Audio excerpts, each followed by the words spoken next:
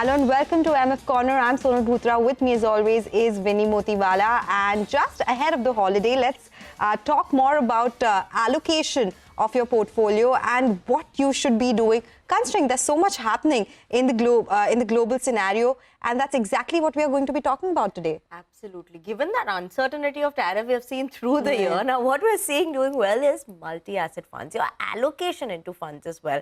How important is it to have a flexible portfolio right now in terms of a strategy? That is key, right? And to discuss all of that, we have Daylynn Pinto, Senior Fund Manager at Bandhan Mutual Fund, joining in with us to talk to us about that and coming to the studios as well. Daylynn, good afternoon and thank you so much for coming in. Now, this is a very important point right now, given that we're seeing so much of an uncertainty that comes in. At such a point of time, how important does asset allocation actually play in someone's portfolio allocation? Overall, how should they go about it? And how should one actually navigate these market cycles that you see coming in? How should they effectively allocate their portfolio? So, good afternoon. Thank you guys for having me on the show. I think that's a very pertinent question today. Two common mistakes that we all tend to make, while looking at investing. The first is the recency bias. So we tend to try and clutch on to asset classes that have typically done well in the recent past because that's fresh in our memory. But I think the second and most important mistake that we tend to make is trying to second guess what could be the next best asset class performer over the next 6 or 12 months. And in such uncertain times, that asset class has pretty much changed every 3 to 6 months, right? So when you think of the last 12 or 18 months, we've had a couple of wars, we've had 2 large elections, the India and the US election, and now we've got these tariff measures that, keep changing every month, if not every week. And I think in such a scenario, navigating through a multi-asset sort of approach has actually served investors very well, right? The second, part of multi-asset investing is to try and keep all our behavioral biases behind us, right? A lot of us tend to come with preconceived notions of where we should allocate our money. And in our opinion, based on the studies that we've done, having a more strategic allocation with a wide variety of allocation towards equities, fixed income, commodities, help navigate during these times much more efficiently, right? And the third part is that people do believe multi-asset allocation sometimes doesn't provide the growth impetus that you typically get by just investing in equities. And I think that's a bit of a myth because I think by having multiple asset classes, you get the growth potential that each of these asset classes, kind of offer. But at the same time, and more importantly, you get low volatility because many of these asset classes are not really correlated to one another or they have low levels of correlation. And I think that's the really powerful part of multi-asset allocation products. So there's one product which is giving you benefits of all the asset classes together. But Daylynn, what would the advantages be of, say, investing in a pure multi-asset fund versus a pure equity, pure debt, or any other asset class for that matter? Why would you say this is more advantageous versus all of them put together? I think of it as putting all your eggs in one basket. If you were to go to a pure equity product or a pure bond product, you have to take the whipsaws that product offers, right? Both positives and negatives. I think here the idea is to get an ideal outcome of return to achieve your long-term goal potential with the lowest volatility that you can possibly get, right? And I think that's where the sweet spot lies for products like this. And these products are much more relevant in today's uncertain environment, as you guys started off by saying. Absolutely. Then what sort of investors should actually look at multi-asset? Is it for everyone or should they have a specific risk profile? How does it work here now? So, I think that's a great question because most of us actually think that multi-asset kind of products are meant for novice investors or first-time investors. But I think it's a product for everyone. And I think we all probably don't pay enough attention to our asset allocation actually as individuals. And even, people like me make the same mistake. So I think multi-asset allocation products are extremely useful for the first-time investor. I think it provides the right balance of growth, liquidity, and low volatility. But I think all of us need to, at some point of time, think about what our overall allocations are. And either we are over-invested in debt or in equity or in real estate most of the times. And I think having a balanced exposure to equities, international equities, commodities, real estate, all under one roof could potentially be a wise way to go about doing things. Okay, so even a novice investor can go ahead. It's not related to anybody who's experienced in the markets or has higher risk as well. So suppose somebody who's new has come and wants to invest in a multi-asset fund. What are the factors that person should be considering while doing that? How do you align that with your overall portfolio strategy? You want to diversify? Is it the only tool you should be looking at? When we talk about the overall scenario, what are the factors we consider? No, wonderful. I think a lot of people that we talk to when we speak about this product, the first thing is, they say, I can do this myself, right? And you can, but the question is it efficient, both from a taxation perspective as well as from a knowledge perspective? I think the second aspect is the cumbersome nature of you being able to actually go and buy each of these asset classes individually. Do you have the capacity to do that on an individual basis? Here you're getting a product where you press a button, your money gets automatically allocated into a minimum of 3, if not more, asset classes in the most tax efficient way. Do remember that most multi-asset products would come either under the definition of long-term taxation for equity or debt, as the case may be, and that is something that is fairly seamless. The third part is rebalancing your portfolio. When you rebalance your portfolio individually, you are taxed on every single asset class individually. Here, rebalancing is seamless because a professional fund manager will be doing that on your behalf, and under the garb of being a mutual fund investment, the fund doesn't actually incur any tax. And I think that's a very, very powerful weapon that we tend to oversee. No wonder we saw that move towards hybrids or multi-assets when that change in debt taxation was announced. And that was the time everyone was talking about how multi-asset could be the next theme, considering it allows tax benefits and diversification as well. Absolutely. Daylynn, one question that I have, we have FlexiCap also, which is there. Multi-asset is also there. If someone had to pick between factors, right, that also invests in different funds. So this is also similar to that. But why multi-asset over Flexi? So FlexiCap as a category is primarily focused on the domestic equity markets. I think most FlexiCap funds predominantly own domestic Indian equities. I think there are a few that have some international exposure, but really that's an equity product, which invests across market caps, primarily in India. A multi-asset product, on the other hand, is investing in domestic equities. Some of us are investing in international equities. We're definitely putting money in commodities, especially precious metals like gold and silver, and fixed income. So that's a minimum of 4 asset classes in some sense, which would have a very different outcome in a volatile environment that we've been seeing as compared to putting money in a pure India-based domestic equity product like the FlexiCap fund. Okay, so it works as a cushion for each other. When one doesn't do well, the other one does. We have a lot more questions on how these funds really have performed. Is it lower than pure equity funds, so to say? But yes, all of that after this short commercial break. We'll just be back and continue our conversation on the other side.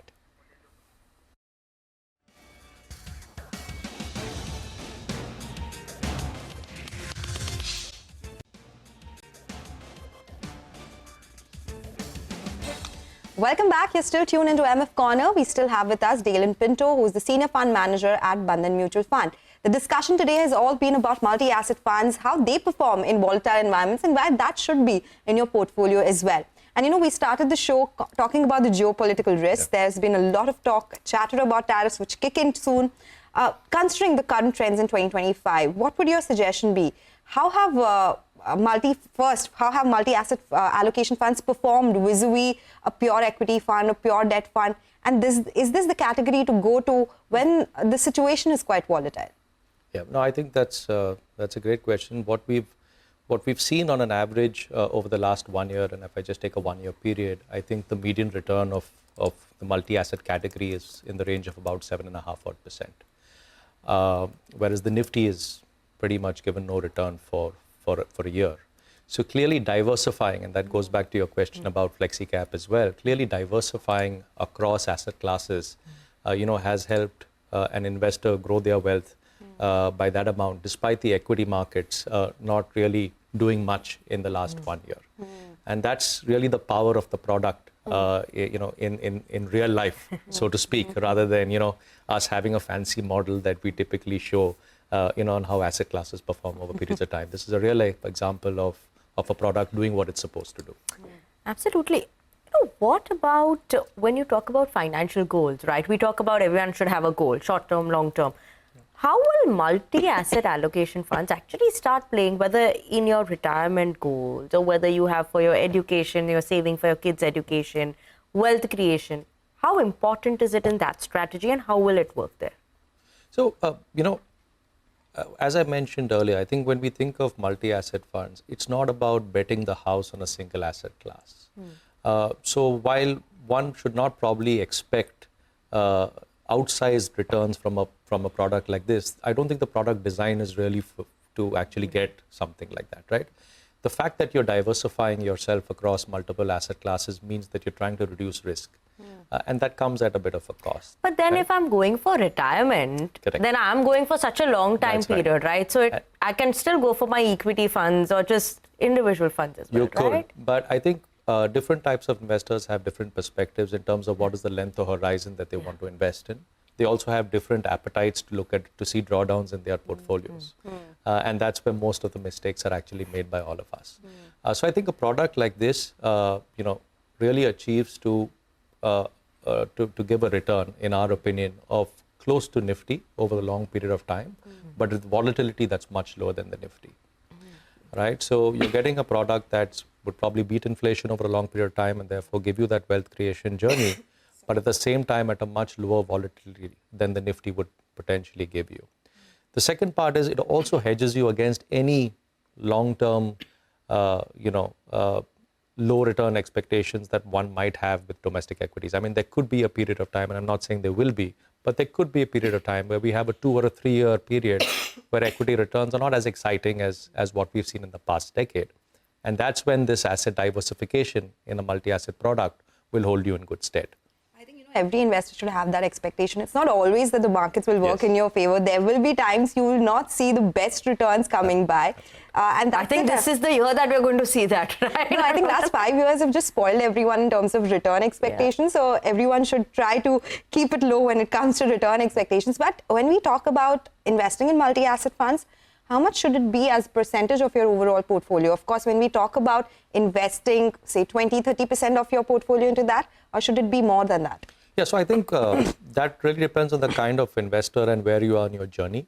For a first-time investor that potentially doesn't have much exposure to equities in general and has more of their portfolios in, in gold and real estate and fixed income to some extent, I think maybe going into multi-asset with an aggressive allocation of even up to 40-50% should be fine. Because you are getting into a product that is lower vol, and since you're getting into a product with some equity exposure, it's better not to see large drawdowns in some sense. For the more evolved investor or I would say medium to conservative investor, I think an allocation of 20-25% is also pretty good. But again, every individual needs to understand what their appetite is, what their long-term goal is, what their long-term return expectations are before deciding on their allocations. But I think that's a fair range for us to kind of work with.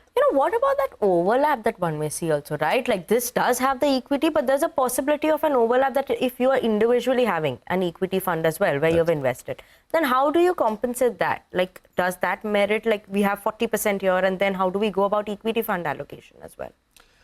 Or do we completely just have multi-asset? That's the best way. Yes, I think the easier answer would be just to have a multi-asset product.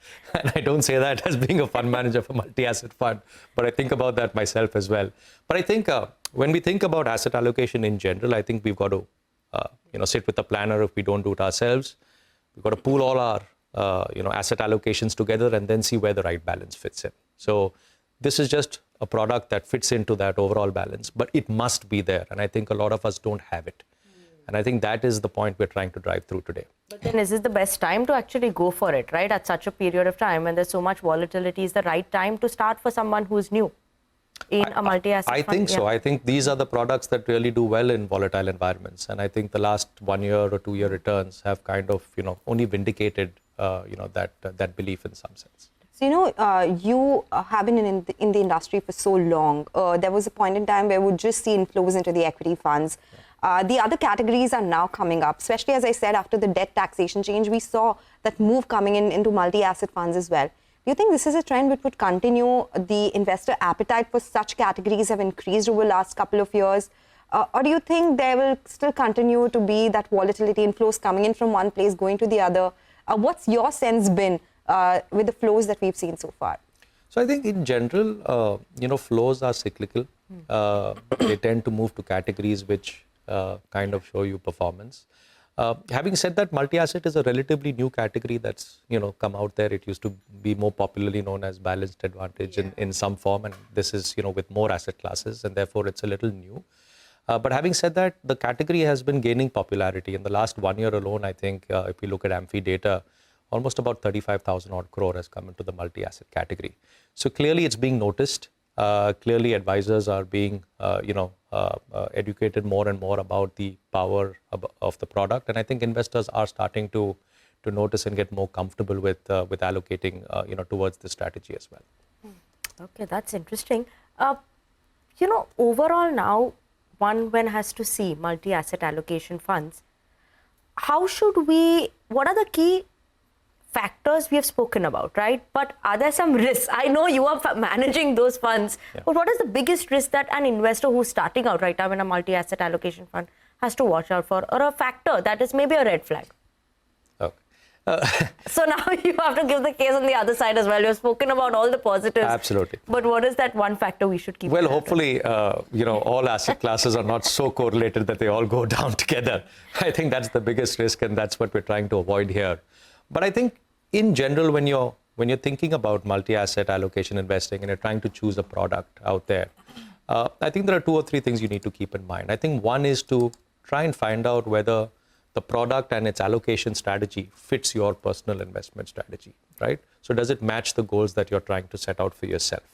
So pay more attention to what's the manager doing? What is his thesis? In our opinion, we like a more strategic asset allocation where about 50% is in equity at all times, about 25% is in fixed income at all times, and the remaining 25% is in dollar-based assets, so be it commodities or international equities. That's the asset allocation that we prefer, which we've kind of, in our view, that works well. So I think you need to figure out what is that asset allocation strategy that your manager is following. The second is to find out whether the product suits your tax requirements, right? Because there are some funds out there that have debt taxation, and there are some funds that have equity taxation. So you need to try and match that, whether your holding period was 1 year, 2 years, or more than that. I think that's the second thing that you need. And the third and most important thing I always say with any mutual fund industry is your manager walking the talk? Which means that when they say they're doing something, are they actually rebalancing that portfolio every month or every quarter for you so that your asset allocation stays in check and your long-term goals are met, right? I think these are the 3 most important things that you need to worry about. Apart from the return aspect, of course, that goes without saying. Yeah, it's because it's not always about returns when it comes to any category that you invest in. There are other factors, and we've discussed that in greater detail. Fund manager being one of the most important things. But it's always a pleasure speaking with you. Thank you so much for bringing in your insights. Today, it was a lot about multi-asset allocation. The category has done really well. And we now know why, because of the balance it provides to an investor's portfolio. We'll keep discussing that over the next shows that we do. But for now, that's all we have on MF Corner today. Thank you so much, Daylynn, for joining us. And thanks to the viewers for tuning in. But with that, we will take your leave. Stay tuned for Closing Bell to take you through the last hour of trade.